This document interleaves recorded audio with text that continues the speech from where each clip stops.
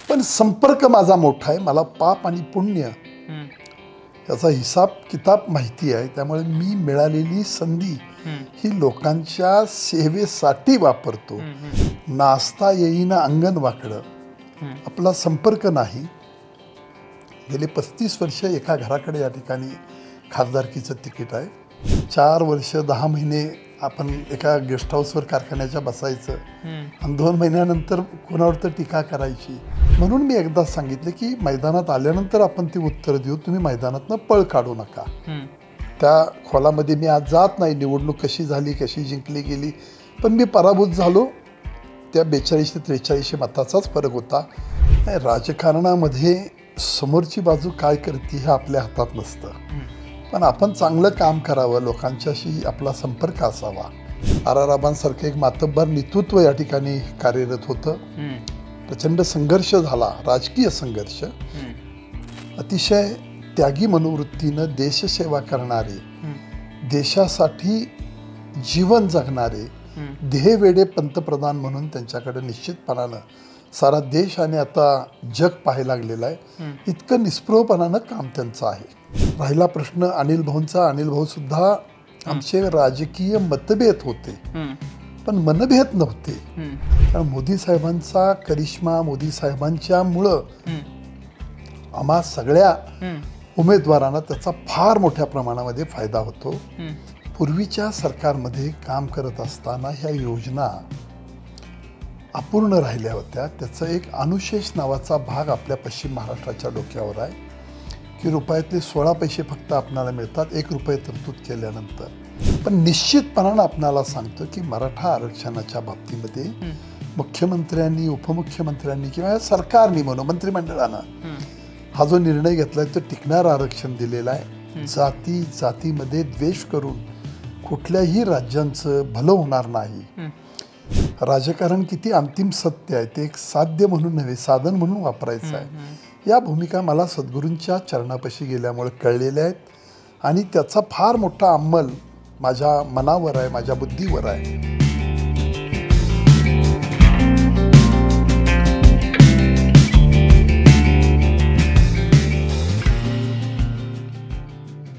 सध्या सांगलीमध्ये आहे आणि सांगलीच्या तासगावमध्ये आहे. तासगाव म्हटलं की खरं तर एक सगळ्या पक्षाचे नेते तिथं मला वाटतं सेंट्रल पॉईंट आहे. आणि अशा एका मुलाखतीमध्ये आज आपण भेटणार आहोत संजय काका पाटलांना. काका, तुम्हाला काका म्हणलेलं आवडतं, सर म्हणलेलं आवडतं, साहेब म्हणलेलं आवडतं, काय आवडतं? संजय काका हे लहानपणापासून पडनाव पडलेलं आहे आणि त्यामध्ये एक आपुलकी, जिव्हाळा हा जो आहे तो संजय काका या नावात आहे. त्यामुळे तेच नाव आवडतं. आता बघितलं तर आम्ही म्हणजे फार 2-3 तास थांबलो खरं तर, पण आम्हालाही माहिती आहे की तुमचा काय व्याप आता असणार आहे. सध्या कसं सुरू आहे सगळं, प्रचाराचं कसं सुरू आहे सगळं? इलेक्शन भाजपच्या पहिल्या यादीमध्ये मला केंद्रातल्या आणि राज्यातल्या नेत्यांच्यामुळं तिसऱ्यांदा पुन्हा तिकीट मिळालं, काम करण्याची संधी मिळते. गेल्या 10 वर्षामध्ये खूप चांगलं काम करता आलं. मला केंद्रातून चांगल्या मत्ती झाल्या. त्यामुळं कृष्णा खोरेला उपाध्यक्ष म्हणून ज्या वेळेला मागच्या टर्ममध्ये देवेंद्र भाऊ CM होते त्यावेळी मला पुन्हा त्यांनी ते पद दिलं होतं. त्या माध्यमातून केंद्रातून खूप पैसे मला आणता आले. त्याच्यामध्ये उरमुडीची 12 तिकडं पैसे आणले. सातारा जिल्ह्यातल्या 2 योजनेंना, आमच्या इथं टेंबू ही योजना अडकली होती, तिलाही मला 1205 कोटी आणता आले. त्याच्या आधी मला प्रधानमंत्री कृषी सिंचाई योजनेमधनं 2100 कोटी रुपये ताकारी म्हैसाळला आणता आले. आणि आत्ता म्हैसाळ विस्तारित ती जवळजवळ 2100-2200 कोटीची योजना आहे. आणि टेंबू विस्तारित ही जवळजवळ 2400-2500 कोटीची योजना आहे. दोन्ही कामांचे टेंडर निघालेले आहेत. एका कामाला म्हैसाळ विस्तारितला सुरुवात झालेली आहे. कामही प्रगतीपथावर आहे. गेले 2 महिन्यामध्ये काम अतिशय गतीनं सुरू आहे. त्यामुळं निश्चितपणानं काम करता आलं याचा आनंद माझ्यासारख्या कार्यकर्त्याच्या मनामध्ये आहे. काका, तर राजकारणाकडे तर येणारच आहे आपण, पण तत्पूर्वी आम्हा सगळ्यांना हे जाणून घ्यायचं आहे की काका राजकारणामध्ये कसे आले. आम्हाला अशी माहिती कळली की तुम्ही पैलवान होता, मग हळूहळू तुम्ही राजकारणाकडे गेला, जिल्हा परिषदेमध्ये गेला, त्याच्यानंतर परत विधान परिषदेला तुम्ही होता. अशा करत करत खासदारकीचे 2 टर्म तुम्ही खासदार होता आणि त्याच्यानंतर आता 3ऱ्या टर्मसाठी आता तुम्ही उमेदवार आहात. एक पैलवान राजकारणी, हा पहिल्या टप्प्यातला प्रवास कसा होता तुमचा? नाही, माझे चुलते, थोरले चुलते दिनकर आबा पाटील हे तासगाव तालुक्यामध्ये त्यावेळी 3 वेळेला आमदार होते. त्यांच्या हातून तासगाव कारखान्याची चीफ प्रमोटर किंवा त्याचे प्रमुख म्हणून त्या साखर कारखान्याची निर्मिती त्यांनी केली. वसंतदादांचे जुन्या काळातले ते एक सहकारी होते. कारखान्यावरून नंतर मतभेद झाले आणि मग राजकारण वेगवेगळं सुरू झालं. मी तालीम करत होतो. तालमीतून पुन्हा नगरसेवक बनून सांगली नगरपालिकेला निवडून आलो. त्याच्यानंतर पुन्हा ती टर्म संपायच्या आत इथं जिल्हा परिषदला उभा राहिलो. चुलत्यांचं वय झालं होतं. भावानी चुलत्यांनी मला या ठिकाणी पुन्हा आणलं आणि मग तो राजकीय वसा वारसा चुलत्यांचा चालवण्याचा प्रयत्न सुरू केला. जिल्हा परिषदला आलो. त्यावेळेला अपक्ष निवडून आलो. विकास आघाडी या नावाखाली आम्ही काही शिटा आणल्या आणि त्याच्यानंतर मग तो सगळा प्रवास सुरू झाला. ती टर्म संपायच्या आत 99 साली पुन्हा निवडणुकीला उभा राहिलो. विधानसभेला आराराबांसारखं एक मातब्बर नेतृत्व या ठिकाणी कार्यरत होतं. प्रचंड संघर्ष झाला, राजकीय संघर्ष, आणि त्या ह्याच्यातून अवघ्या 3200-3300 मतानं ते त्यावेळी निवडून आले. पुन्हा आम्ही 2004 साली उभा राहिलो, अपक्ष उभा राहिलो. पक्ष, चिन्ह, नेता, सत्ता, पैसा, संस्था काही नसताना लोकांनी मला 4200 मतं फक्त कमी पडली. त्या खोलामध्ये मी आज जात नाही, निवडणूक कशी झाली, कशी जिंकली गेली, पण मी पराभूत झालो. त्या 4200 ते 4300 मताचाच फरक होता. अपक्ष राहून सुद्धा लोकांनी माझ्यावरती प्रेम केलं. लोकांच्या आशीर्वादानं पुन्हा मी 8 साली मला राष्ट्रवादीतून विधान परिषदेवर घेतलं गेलं. पवारसाहेबांनी आमचा संघर्ष मिटवला. पुन्हा 2014 साली भारतीय जनता पार्टीच्या माध्यमातून मुंडे साहेब आणि गडकरी साहेबांनी मला या ठिकाणी काम करण्याची संधी दिली. 2014 पासून 2014 ते 19, 19 ते 24 आणि 24 ते 29 लोकांच्या आशीर्वादानं पुन्हा मला काम करण्याची, चांगल्या मताधिक्यानं निवडून देण्याची भूमिका लोकांनी इलेक्शन हातात घेतल्यामुळं ही आपल्याला निश्चितपणानं दिसून येईल. काका, असं आहे की 2014ला तुम्ही नरेंद्र मोदींच्या भारतीय जनता पार्टीकडून उभा होता. नरेंद्र मोदी असतील किंवा राज्यामध्ये देवेंद्र फडणवीस असतील, काकांच्यावर विशेष मर्जी आहे का? मर्जी तर आहे निश्चितपणानं. म्हणून काम करण्याची संधी मिळाली.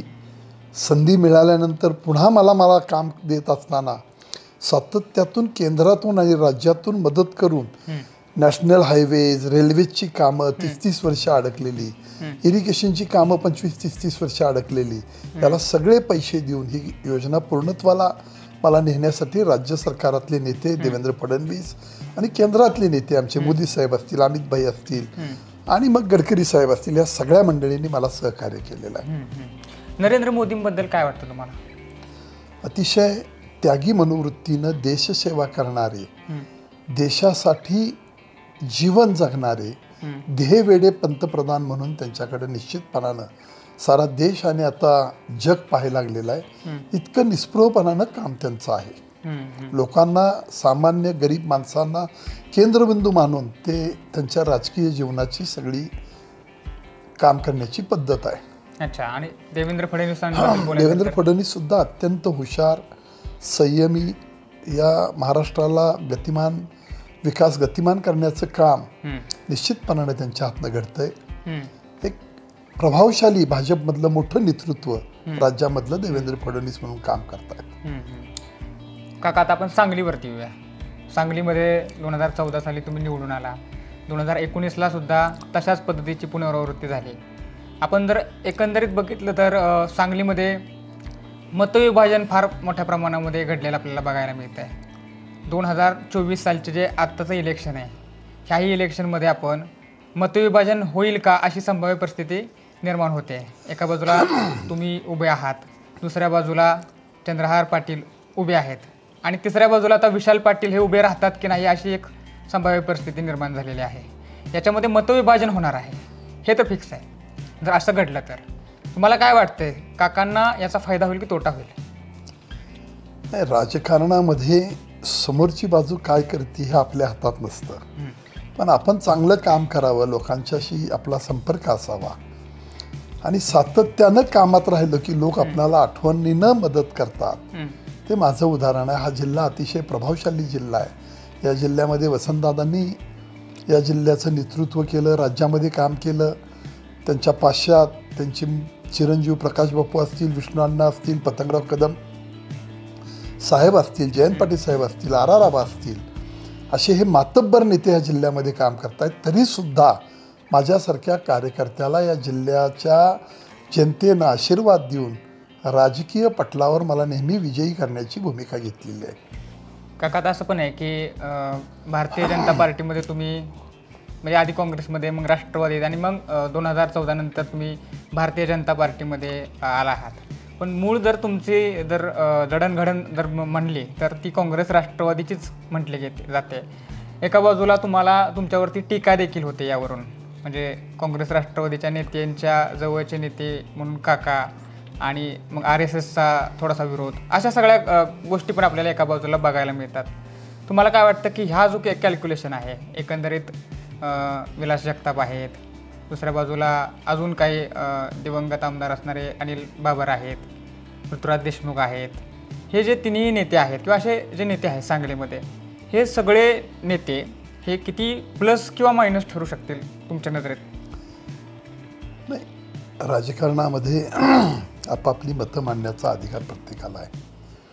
पक्षामध्ये पृथ्वीराज देशमुख असतील, विलासराव जगताप असतील, हे भारतीय जनता पार्टीतले 2 माजी आमदार आहेत. ते आमचे माजी जिल्हा अध्यक्ष आहेत. तिकीट त्यांनी मागितलं होतं, पण पार्टीनं सर्वे असतील, लोकसंपर्क असेल, काम करण्याच्या पद्धती असतील, मला तिकीट मिळालं.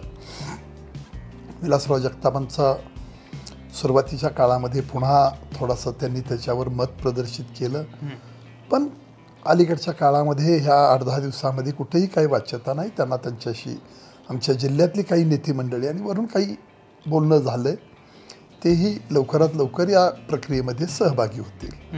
त्यामुळं कुठंतरी विरोध करावा आणि या सगळ्या प्रक्रियेमध्ये आपल्याला संघर्षात न्यावं अशी भूमिका निश्चितपणानं कुठल्याही भारतीय जनता पार्टीमध्ये काम करणाऱ्या नेत्यांची असू शकत नाही.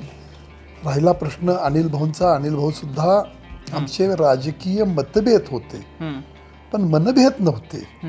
काम करताना ते एक संपर्काचे अतिशय प्रभावशाली नेतृत्व म्हणून त्यांच्याकडे पाहिलं जायचं.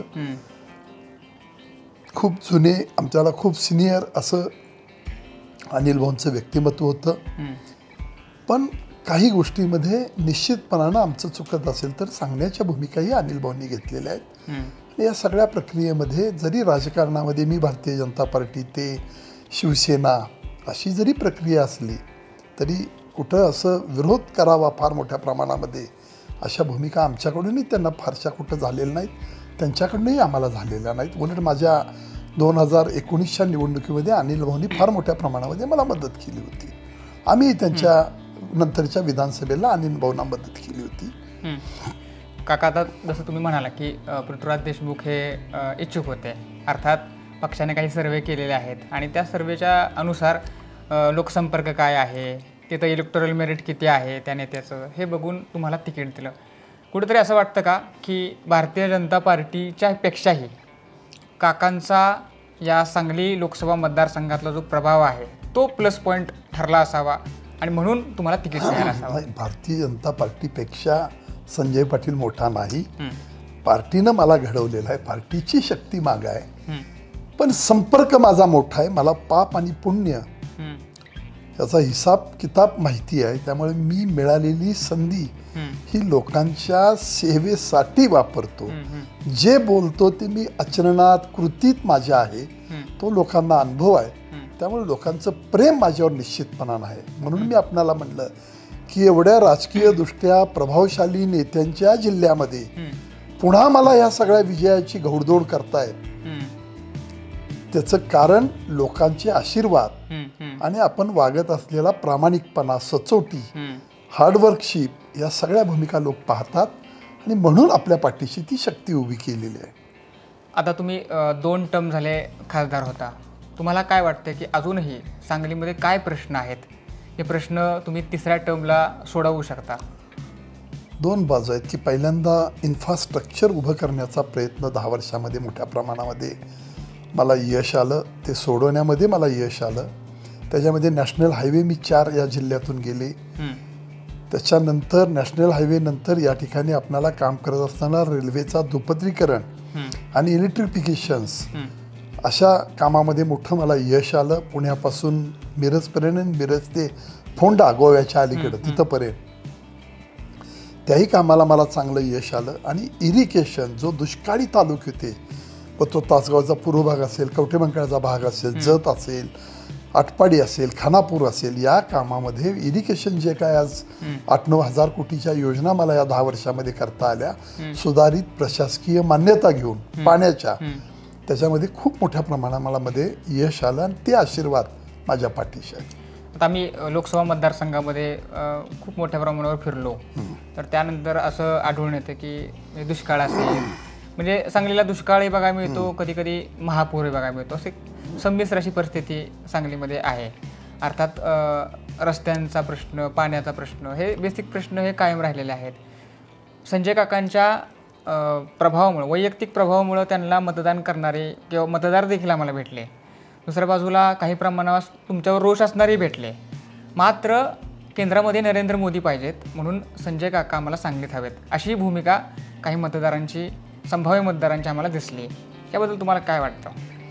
बरोबर आहे. मोदी साहेब हे एक जागतिक नेतृत्व आहे. प्रचंड काम उभा राहिलेलं आहे आणि निस्पृहपणाने केलेलं आहे. त्यामुळे मोदी साहेबांचा करिश्मा, मोदी साहेबांच्यामुळं आम्हा सगळ्या उमेदवारांना त्याचा फार मोठ्या प्रमाणामध्ये फायदा होतो. आणि हे सगळं मोदी साहेबांनी स्वतःची एक वोट बँक या देशामध्ये तयार केलेली आहे. फार मोठ्या प्रमाणामध्ये स्वतःची वोट बँक तयार झाल्यामुळं हा सगळा बूस्ट भारतीय जनता पार्टीच्या माध्यमातून आम्हा कार्यकर्त्यांच्या पाठीशी उभा राहतो. त्यामुळे आम्हाला हे यश प्राप्त होतं, विजय मिळतो. तुम्ही आता नरेंद्र मोदींची फार स्तुती केली, त्याच्यानंतर फडणवीस साहेब त्यांची स्तुती केली. मला पुन्हा एकदा तो प्रश्न विचारू इच्छितो मी, की रिपीटेडली विचारू इच्छितो की संजय काकांमध्ये असं काय आहे, कुठल्याच एक 4 खुबी आहेत की त्याच्यामुळं त्यांना 3ऱ्या टर्मला देखील भारतीय जनता पार्टीनं उमेदवारी दिली आणि त्यासाठी आग्रही राहिले. खुबी म्हणण्यापेक्षा त्यामधला सगळ्यात महत्त्वाचा भाग असा आहे की मी पाप पुण्य मानणारा मनुष्य आहे. धर्म अधर्म याचं भान आहे. शाश्वत अशाश्वत काय आहे, आपण किती त्याच्या मागं लागायचं, राजकारण किती अंतिम सत्य आहे, ते एक साध्य म्हणून नव्हे साधन म्हणून वापरायचं आहे. या भूमिका मला सद्गुरूंच्या चरणापाशी गेल्यामुळे कळलेल्या आहेत. आणि त्याचा फार मोठा अंमल माझ्या मनावर आहे, माझ्या बुद्धीवर आहे. त्यामुळे मी लोकांना कधीही त्रास देण्याच्या भूमिकेत जात नाही. मदतच करतायचा प्रयत्न माझ्या हातून सातत्यानं होतो. आणि जो अंतःकरणामध्ये परमेश्वरानं ओलावा दिला आहे लोकांच्या विषयी, त्यासाठी मी जीव तोडून काम करतो. याच भूमिका डोळ्यापुढे ठेवल्यामुळं मला हे सगळं प्राप्त होत चाललंय. काका, आता जे मतदान करणारे मतदार आहेत, काही नवमतदारसुद्धा असतील, यांनी काकांना या टर्मला का मतदान केलं पाहिजे आणि काका काय बदल घडवून आणतील? अगदी थोडक्यात की 5 अशा गोष्टी जे काका सांगलीमध्ये बदल घडवून आणतील आणि नवमतदारांनी किंवा मतदारांनी काकांना यावेळेस मतदान केलं पाहिजे. मगाशी आपणाला मी म्हटल्याप्रमाणे नॅशनल हायवेज, रोडची इन्फ्रास्ट्रक्चर्स हे उभं करण्याचं सगळं काम या जिल्ह्यामध्ये झालेलं आहे. मोठी MIDC, 5 स्टार MIDC या पश्चिम महाराष्ट्रामधली एक या ठिकाणी मी आणतोय. MMLP म्हणजे मल्टीमीडिया लॉजिस्टिक पार्क, जो आपण ड्रायपोर्ट म्हणतो, त्याची मान्यता आपल्याला मिळालेली आहे. पण राज्य सरकारच्या माध्यमातून जी MIDCच्या माध्यमातून जागा दिली पाहिजे राज्य सरकारनं, ती दिलेली नसल्यामुळे हा प्रकल्प पेंडिंग पडलेला आहे. मधल्या 5-6 महिन्याच्या कालखंडामध्ये तो सगळा आम्ही प्रयत्न केला आणि 2 ठिकाणच्या जागा त्या ठिकाणी पाहिलेल्या आहेत. त्या कलेक्टरना गडकरी साहेबांनी केंद्रातून आणि राज्याच्या मुख्यमंत्री आणि आमच्या नेत्यांनी, उपमुख्यमंत्र्यांनी या बाबतीमध्ये तसे आदेश दिलेत. एक इलेक्शन संपल्यानंतर निश्चितपणाने त्याची पूर्तता सगळी सुरू होईल. तिथं लॉजिस्टिक पार्क हे उभा करतोय. आणि मग IT पार्क, आमच्यातली मुलं खूप पुण्याला आहेत, बेंगलोरला आहेत, मोठ्या मोठ्या सिटीजमध्ये. ती आपल्या इथं जवळ यावी, गावी राहावीत, आईवडिलांच्या जवळ राहावीत. पुण्याला गेल्यानंतर खूप लांब राहावं लागतं, प्रवास येणं जाणं या सगळ्या गोष्टी रोजच्या त्रासाच्या आहेत. तरी हा इथे एक मोठा IT पार्क उभा करण्याचा माझा मनोदय आहे. ॲग्रोबेस इंडस्ट्री उभा राहावी MIDC आणल्यावर, हाही त्यामागचा एक मोठा हेतू आहे. या सगळ्या भूमिका आता पाणी, वीज, रस्ते या सगळ्या गोष्टी झाल्यानंतर एअरपोर्टची गोष्ट आपल्या डोक्यात आहे की जी कोल्हापूरला जमीन आहे ती कमी पडते. ती 167 एकर जमीन आहे. त्या जमिनीबरोबर आणखी आपणाला 200 एकर जमीन लागेल, तेव्हा त्याची धावपट्टी आणि तो एअरपोर्ट उभारेल. उडान 2 मधून मी गेले 1.5 वर्ष त्याच्या प्रयत्नात आहे. त्याला यश आलेलं आहे. 1 वर्षापूर्वी मला ते पत्रही दिलेलं आहे. राज्य सरकारनं ती जागा दिली की त्या ठिकाणी केंद्र सरकार हे निश्चितपणानं उभा करणार एअरपोर्ट. ही भूमिका त्या निमित्तानं त्यांनी पत्राच्याद्वारे लेखी आपल्याला कळवलेली आहे. ओके काका, आपण सातत्यानं मोदी सरकार आणि फडणवीस सरकारबद्दल बोलतोय.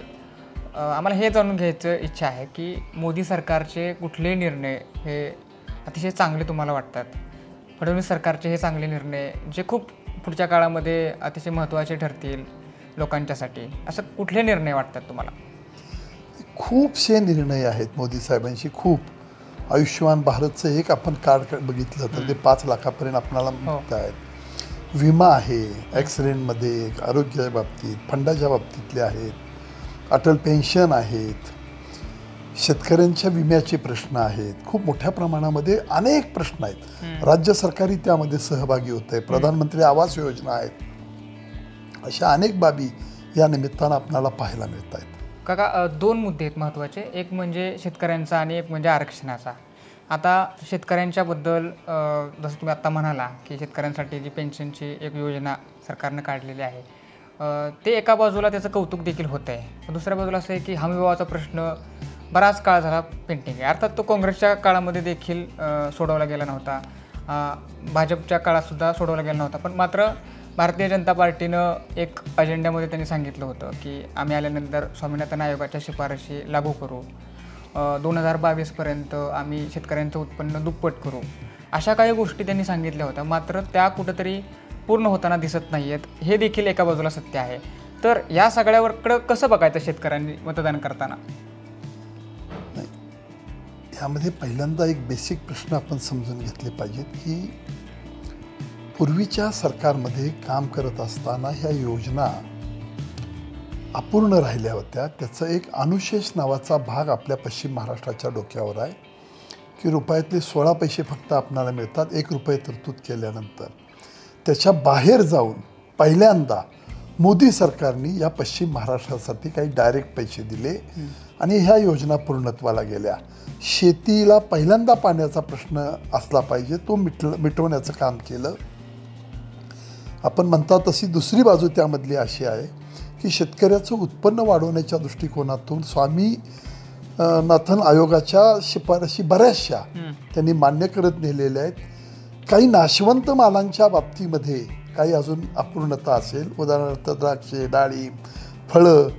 पण बऱ्याचशा पिकांना साखरेसारख्या याला त्यांनी MSP लावली आणि या सगळ्या भूमिकेमध्ये आजपर्यंतच्या 70, 75, 80 वर्षाच्या इतिहासात कधी नव्हे तो जो हमीभाव वाढवून देण्याचा काम केलं शेतकऱ्यांच्या दृष्टीनं ते फार मोठं आहे. आणि तुम्ही पाहिलं तर गेल्या 5-10 वर्षाच्या कालखंडामध्ये शेतकऱ्यांच्या मालाला हमीभाव निश्चितपणानं वाढवून देण्याचं कामच मोदी सरकार गव्हर्नमेंटने या ठिकाणी केलेलं आपण पाहतोय. ओके, आरक्षणाचा प्रश्न आहे जो आता आपण बघितलं की 5-6 महिन्यामध्ये बराच चिघळलेला आपल्याला बघायला मिळाला. एक म्हणजे मराठा समाजाचा आरक्षणाचा प्रश्न आहे. OBC समाजाला एक भीती वाटते की मराठा समाज OBC अंतर्गत आला तर त्यांच्या आरक्षणाला एक धोका पोहोचू शकतो का. दुसरीकडं धनगर समाजाच्या आरक्षणाचा प्रश्न आहे.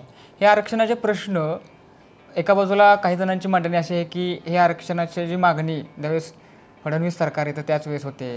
हे राजकीय वाटते तुम्हाला की आत्ता जे आरक्षण दिलेलं आहे ते आरक्षण पुरेसं ठरेल, कोर्टात टिकेल? तुमचं जजमेंट काय? नाही, त्याच्यावर भाष्य करण्याइतपत मी खरंच एवढा अभ्यासू नाही.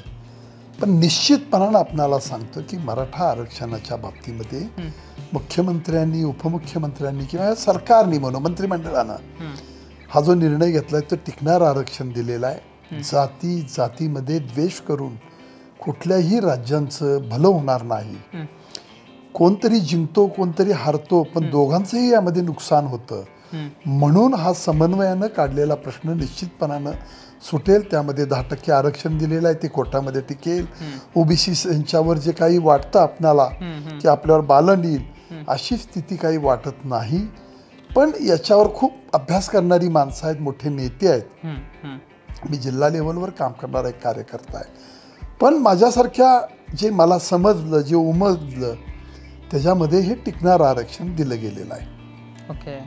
आता आरक्षणाची मागणी असेल किंवा इतर काही गोष्टी असतील ज्या अतिशय ज्वलंत मुद्दा आहेत, तिथं भारतीय जनता पार्टी, तुम्ही असाल किंवा अनेक जिल्हा लेवलवर काम करणारे जे ग्राउंड लेवलवर ॲक्च्युअलमध्ये काम करतात भारतीय जनता पार्टीचं, त्यांच्या इनपुट्स घेतात की मग काहीच नेते भारतीय जनता पार्टीतले हे निर्णय घेत असतात? चर्चा होती, निश्चितपणानं बैठका होत असतात, त्यात सगळ्या गोष्टींचा उहापोह होतो, चर्चा होते आणि ते सगळे अनेक कान जे ऐकतात त्याचा विचार करून पुढे गोष्टी निश्चितपणानं घडल्या जातात. ओके काका, आता आपण थोडं राजकारणाकडे येऊ, विशेषतः सांगलीच्या राजकारणाकडं.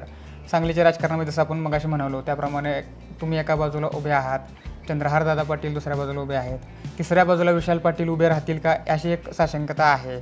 अर्थात तुम्ही पाठीमागं म्हणालाही होता की रत्र आला की आखाड्यात उतरणारा मी पैलवान नाही तर मी कायमस्वरूपी कुस्ती खेळतो. विशाल पाटलांना तिकीट नाही मिळालं. एका बाजूला अशीही चर्चा आहे की त्यांचा लोकसंपर्क हा फक्त ज्यावेळेस राजकारणाचं काहीतरी कुठली तरी इलेक्शन येतं त्यावेळेस ते होतं. हे खरं आहे का? इथं दोन बाजू आहेत. विशाल पाटील हे वसंतदादांचे नातू आहेत, मोठा वारसा आहे, पण लोकांच्या संपर्कामध्ये राहण्याचं काम करावं लागतं, ते घडत नाही. म्हणून माणसं त्या गोष्टीपासून त्यांना स्वीकारायला तयार नाहीत. ते 2019ला माझ्या विरुद्ध होते, 2014 साली त्यांचे भाऊ त्यावेळी केंद्रीय मंत्री असताना उभा राहिले तरी मोठ्या फरकानं पराभव केला. आत्तासुद्धा मधल्या काळामध्ये मी काही थोडंसं फार त्यांचं बोलणं आलं म्हणून मी एकदा सांगितलं की मैदानात आल्यानंतर आपण ती उत्तर देऊ, तुम्ही मैदानातनं पळ काढू नका. मला कुणाला तरी हिनवावं किंवा कुणाला तरी तुच्छ लेखावं ही त्यामागची भावना नाही. तर राजकारणामध्ये या जिल्ह्यामध्ये संस्कार संस्कृती पाळणारी आपण माणसं आहोत. एका मर्यादेच्या पलीकडे जाऊन झरी टीका करणं हा आपल्या जिल्ह्याचा कधीच संस्काराचा भाग झाला नाही. ती जिल्ह्याची संस्कृती नाही.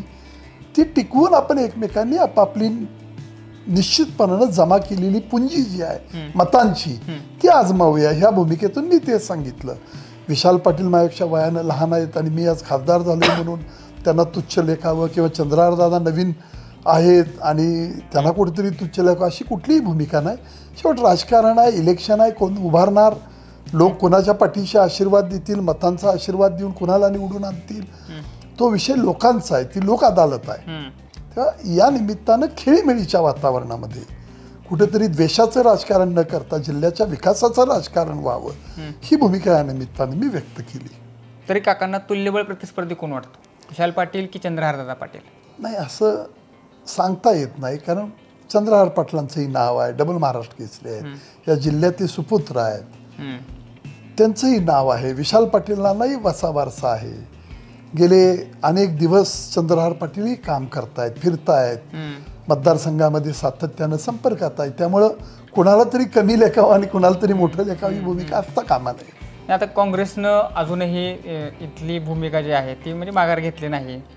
उद्धव ठाकरेंनी काल पत्रकार परिषद घेतली आणि त्याच्यामध्ये सांगितलं की चंद्रहार पाटीलच इथले इलेक्शन लढतील असं त्यांनी एक सांगितलेलं आहे. दुसऱ्या बाजूला काँग्रेसचे विश्वजित कदम आहेत, त्यांनी सांगितलं की मी काँग्रेसच्या बैठकींना बहिष्कार टाकेन जोपर्यंत काँग्रेसची सीट येणार नाही किंवा काही फ्रेंडली लढतीसाठी सुद्धा इथं चर्चा आहे. म्हणजे एकूणच तिरंगी लढत होण्याची शक्यता दिसते इथं. पुन्हा एकदा मी त्याच प्रश्नाकडे यायचं आहे मला की हे जे मतविभाजन आहे ह्या मतविभाजनाचा काय फटका तुम्हाला होईल का, मग ह्याचा फायदाच होईल तुम्हाला? नाही, दोन बाजू आहेत की विश्वजित कदमांनी जे पत्र दिलं ते पत्र मला पाहायला मिळालं. त्यांनी काही त्या बैठकीला उपस्थित राहणार नाही असं ते पत्र दिलेलं होतं. पण बातम्या आल्या की नाराजीतून दिलं. ठीक आहे, त्यामध्ये जे पत्र दिलेलं आहे की त्या बैठकीला उपस्थित राहणार नाही. मला वाटतं काहीतरी काल साहेबांचं श्राद्ध होतं, कदम साहेबांचं, असा काही तो विषय असावा.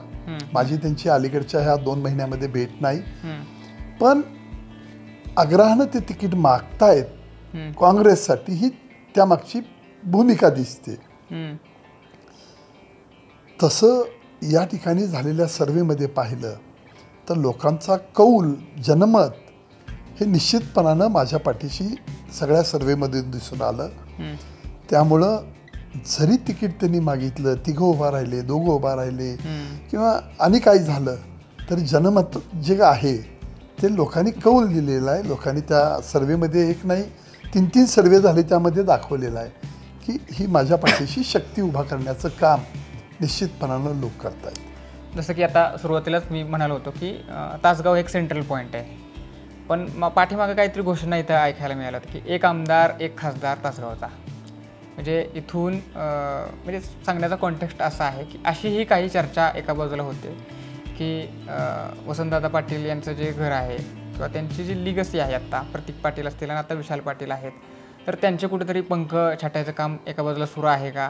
आणि दुसऱ्या बाजूला मग काँग्रेस, राष्ट्रवादी आणि भारतीय जनता पार्टी यांच्यामध्ये काहीतरी एक नुरा कुस्ती होते आणि एका बाजूला काँग्रेसचे जे नेते आहेत, विशेषतः विशाल पाटील आहेत, तर त्यांचे पंख छाटण्याचं काम होतं आहे. मध्यंतरी अजून एक सप्लिमेंटरी जोडतो की मध्यंतरी एक बडा चेहरा कोणतरी आहे या सगळ्या षडयंत्रामागं, जो विशाल पाटील यांचं तिकीट कापतोय असंही म्हटलं जातं आहे.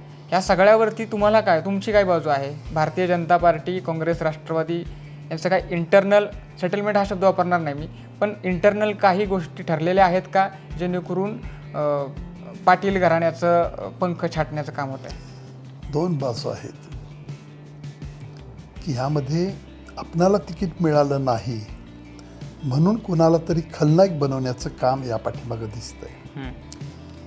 नाचता येईना अंगण वाकडं, आपला संपर्क नाही. गेले 35 वर्ष एका घराकडे या ठिकाणी खासदारकीचं तिकीट आहे. या ठिकाणी आपण पाहिला तर कालांतरानं टक्केवारी कमी कमी कमी होत झालेली आपल्याला पाहायला मिळेल. 2004 सालची आकडेवारी घ्या, 2009ची घ्या, 2014ची घ्या, 2019ची घ्या, आणि ज्यांच्यावर कोण आरोप करतंय त्या माणसांनी यांना मागच्या वेळेला खूप मोठ्या प्रमाणामध्ये शक्ती दिली होती. जी त्यांना मतं मिळाली होती त्यामध्ये 50%हून अधिक मतं ज्यांना ते आज विलन बनवण्याचा प्रयत्न करतायत, खोटी सहानुभूती घेण्यासाठी, त्या माणसांनी त्यांना ती मदत केलेली होती. त्यामुळं आपणाला मिळालं नाही तर सहानुभूती घेण्यासाठी ही मंडळी तो प्रयत्न करतायत असं माझ्यासारख्याला दिसतंय. तसं असतं तर तिकीट मिळवण्यासाठी या घराला गेले 35 वर्ष यांच्याकडे सत्ता आहे, ज्यांनी राज्याचं नेतृत्व केलं, जे जिल्ह्यातून जाऊन अनेक वर्ष काम करतायत, तर ही वेळ आली नसती. आपल्या कर्तृत्वाला फार सीमित केलंय, काम करत नाही, आणि मग काम करत नाही, तिकीट मिळत नाही म्हणून मग दुसऱ्यावर काहीतरी खापर फोडायचा असा तो प्रयत्न दिसतोय. मला त्या परिस्थितीमध्ये मी कुणाची तरी त्याच्यावर भाष्य करणं किंवा कुणाची तरी बाजू मांडणं हे माझं काम नाही, पण माझ्यासारख्या कार्यकर्त्याला जे दिसतंय ते असं दिसतंय. तुमच्या लेखी सहानुभूती जी दिसते तशी नाही आहे असं आपण म्हणू शकतो. आता काही गोष्टी आपण 2 गोष्टी बोलणार आहे. एक म्हणजे तुमची मतं जाणून घेणार आहे. एक व्यक्ती आहे आणि त्या व्यक्तींचं नाव घेतल्यानंतर, ते नेते आहेत, मोठे नेते आहेत, त्या व्यक्तींचं नाव घेतल्यानंतर तुम्हाला खूप कमी वेळामध्ये उत्तर सांगायचं आहे आणि अगदी एका वाक्यात सांगायचं आहे. आणि एक रॅपिड फायर आहे ज्याच्यामध्ये आपण 5-6 प्रश्न आहेत ज्याच्यामध्ये एका शब्दात उत्तर द्यायचं आहे. पहिलं तर म्हणजे तुमचं मत एका वाक्यामध्ये आपल्याला जाणून घ्यायचं आहे. नरेंद्र मोदी अतिशय देशाला खणखण नेतृत्व लाभलंय असा हा देशसेवेसाठी काम करणारा प्रधानमंत्री. शरद पवार एक सिनियर लीडर आहेत, अनेक वर्ष सत्तेमध्ये आहेत, मोठा पश्चिम महाराष्ट्रातनं काम करून देश लेवलवर गेलेलं मोठं नाव आहे.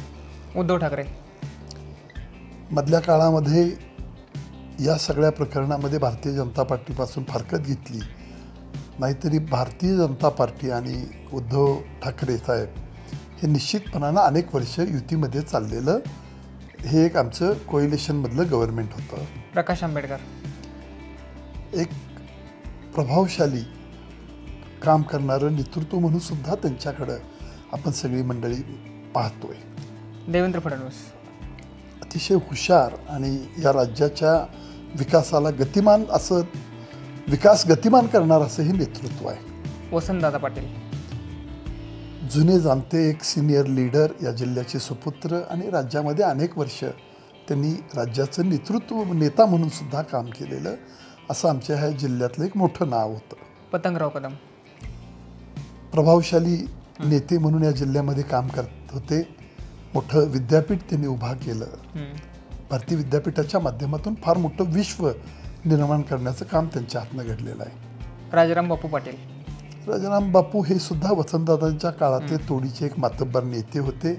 पण राजकीय मतभेदामुळे दोघांच्या दिशा प्रवासाच्या थोड्या वेगळ्या होत्या, पण अंतिम उद्दिष्ट एकच होतं, लोकांचा विकास.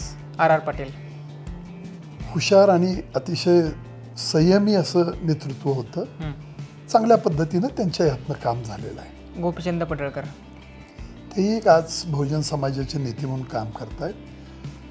राज्यभर फिरतायत. संघटन समाजाचं आणि बहुजन समाजांचं संघटन करण्यामध्ये त्यांचंही काम चालू आहे. चंद्रहार दादा पाटील चांगले पैलवान आहेत. या जिल्ह्यामध्ये 2 वेळा डबल महाराष्ट्र केसरी म्हणून त्यांनी नाव कमवलेलं आहे. राजकीय आखाड्यामध्ये ते आता नव्यानं आलेले आहेत. विशाल पाटील मी सांगितलं तसं वसा वारसा आहे घराण्याचा, पण काम केलं पाहिजे.